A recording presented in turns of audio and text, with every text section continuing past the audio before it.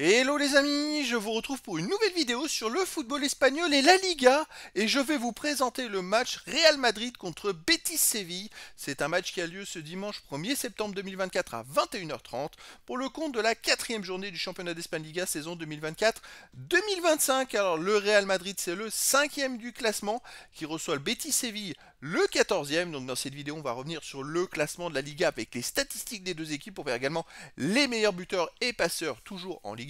Puis on enchaînera par les 10 derniers résultats toutes compétitions confondues et les stats du Real Madrid et du Betis Séville. Et on terminera par les compositions d'équipe et tactiques éventuelles, ce qui nous permettra d'avoir une idée, une tendance à cette rencontre. Alors pour ceux qui souhaitent voir ce match à la télé, sachez que vous pouvez le voir sur beIN Sport 1. Donc au classement, on a le Real Madrid qui est 5ème avec 5 points en 3 matchs, une victoire, 2 nuls, aucune défaite, 5 buts marqués, 2 buts encaissés, plus 3 de différence de but. Un début de saison un peu poussif puisqu'ils ont fait 2 matchs nuls, ils ont du mal à gagner certains matchs, vous voyez, et c'est vrai que Mbappé n'a toujours pas marqué après 3 matchs de championnat, donc ça peut devenir un problème de confiance, un problème d'automatisme. Ils ont du mal quand même le Real Madrid. Betis Séville de son côté est 14e avec 2 points, mais en 2 matchs, puisqu'il y a eu un match contre, je crois que c'est le match contre Etafé justement qui a été reporté. Et en fait, le Betis Séville, depuis le début de la saison, sur les 2 matchs, ils ont fait 2 matchs nuls, un partout et 0-0, on va le voir plus loin. Et donc, le Betis Séville est comme le Real Madrid, ils n'ont pas encore perdu en championnat. Et puis avec ce match en retard, s'ils gagnaient le match en retard, ils pourraient être au même niveau que le Real Madrid, à ce niveau de compétition. Alors au niveau des buteurs, les meilleurs marqueurs pour l'instant, il n'y a pas trop de joueurs qui sortent du lot. Il faut attendre quelques matchs pour que ça se décante, si vous voulez. Mais voilà, pour le Real Madrid, ils n'apparaissent pas dans les buteurs parce que c'est 5 joueurs qui ont marqué un but. 5 joueurs différents qui ont marqué un but. Côté passeur décisif, c'est un peu pareil. Il faut attendre quelques journées. Mais vous voyez, il y a Lewandowski de Barcelone qui est déjà en tête des buteurs, Griezmann en tête des passeurs. Donc voilà, ça va venir d'ici quelques matchs. Allez, au niveau des 10 derniers résultats, toutes compétitions confondues, le Real Madrid c'est 4 victoires, 4 nuls, 2 défaites, 16 buts marqués, 10 buts encaissés, plus 6 de différence de but. Alors pour le rang du Real Madrid, c'est pas forcément des résultats exceptionnels, hein. C'est-à-dire que bon, effectivement, ils ont gagné en Super Coupe de l'UEFA 2-0 contre l'Atalanta de Bergame. Après à Mallorca, ils ont fait un partout. Mallorca a égalisé à 12 minutes de la fin, ils n'ont pas réussi à marquer plus d'un but. Après contre le Valladolid, ils ont gagné 3-0 à domicile. Après à Las Palmas, ils ont à nouveau fait un partout à l'extérieur et ils ont eu beaucoup de mal. Ils auraient presque pu perdre le match.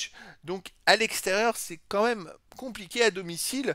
Ils ont parfois du mal aussi. Donc bon, ils ont gagné 3-0 contre Valladolid, mais il y a eu des périodes de match où en première mi-temps c'était plus compliqué. Je crois que les 3 buts ils les ont marqués en deuxième mi-temps, le Real Madrid. Donc pareil contre l'Atalanta de Bergame, je crois que les deux ils ont marqué en deuxième mi-temps. Donc il va falloir qu'ils trouvent des automatismes et qu'ils commencent à jouer et qu'ils se trouvent un fond de jeu. Et puis Mbappé, il va falloir qu'il marque pour retrouver la confiance, quoi. Puis là, les semaines dernières, il y avait Bellingham qui était absent. C'est vrai que quand il est absent, c'est quand même beaucoup plus compliqué pour le Real. Le Betis Séville de son côté sur les 10 derniers matchs, c'est pareil, 4 victoires, 4 nuls de défaites, 18 buts marqués, 8 buts encaissés, plus 10 de différence de but. Le Betis Séville a presque des meilleurs résultats que le Real Madrid.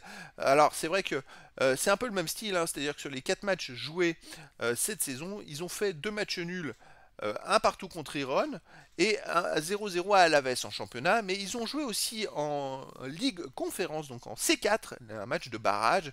Ils ont gagné 2-0 à Imic et ils ont gagné 3-0 à domicile contre Imic le 29 août. Donc c'est-à-dire qu'ils ont joué il y a 3 jours. Alors ils pourraient être un peu fatigués. Là c'est l'occasion quand même pour le Real Madrid qui n'a pas joué depuis...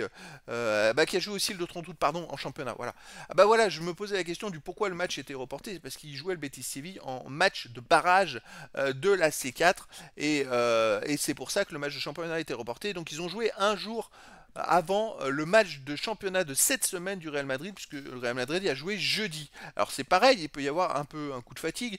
Je pense que sur ce coup-là, Betis Séville déjà un jour de récupération de plus, mais surtout Betis Séville avait déjà assuré sa qualification au match aller 2-0, ils jouaient chez eux, je pense qu'ils ont pu le faire tourner puisqu'ils ont gagné 3-0. Donc ils sont peut-être pas si fatigués que ça, vous voyez. Finalement, quand on analyse bien en détail, ça peut peut-être un petit avantage, je dirais physique en faveur du Betis Séville qui en plus en championnat fait 2 matchs nuls. C'est une équipe qui dans les 4 matchs qu'ils ont joué officiels cette saison, ils ont pris qu'un but hein, quand même, hein. Donc une équipe qui défend, Real de Madrid qui a du mal à marquer, qui a du mal à trouver des automatismes en attaque. Ça va être un match très intéressant. Moi je vois quand même une victoire du Real les amis, hein. Mais attention au Betis Séville, ça pourrait être un match nul, hein. Au niveau des compositions d'équipe et tactiques, les deux équipes joueraient en 4-2-3-1, avec pour le Real Madrid gardien Courtois, défense et joueurs de champ Carvajal, Militao, Rudiger, Mendy, milieu de terrain Valverde, Tchouaméni, milieu offensif Elie, Rodrigo, Arda Güler, Vinicius Junior et attaquant Mbappé. Et côté Séville, toujours en même tactique 4-2-3-1, avec gardien Rui Silva, joueur de champ Sabali, Lorente, Nathan, Perro, Carvalho, Roca, Ruibal, Formals, Abdé, Avila. Donc voilà les amis, le décor est planté entre ces deux équipes. Donc a priori Bellingham sera encore absent, mais je ne sais pas pour combien de temps il est absent. Il s'était blessé il y a 2 journées. Voilà, mais après quand on voit l'effectif du Real Madrid, bon, c'est quand même du lourd. Après moi, mon avis, c'est qu'Mbappé, il est beaucoup plus fort en attaque quand il joue avec un attaquant de pointe. Je pense à quelqu'un comme Giroud, un profil comme ça qui est capable de monopoliser des défenseurs, costaud et puissant de la tête. Mbappé, il peut tourner autour et il est très fort dans cette situation. Là, il est seul avant-centre et en Espagne, il attend tous le Real Madrid en mettant le bus devant la cage, en se mettant à 10 derrière, donc il n'a pas d'espace, il ne peut pas prendre de vitesse et donc il ne peut pas avoir d'occasion. Donc le Real va falloir qu'il remédie à ça, mais pour moi la solution, ce serait Mbappé qui joue derrière l'attaquant. Voilà, c'est mon petit avis personnel.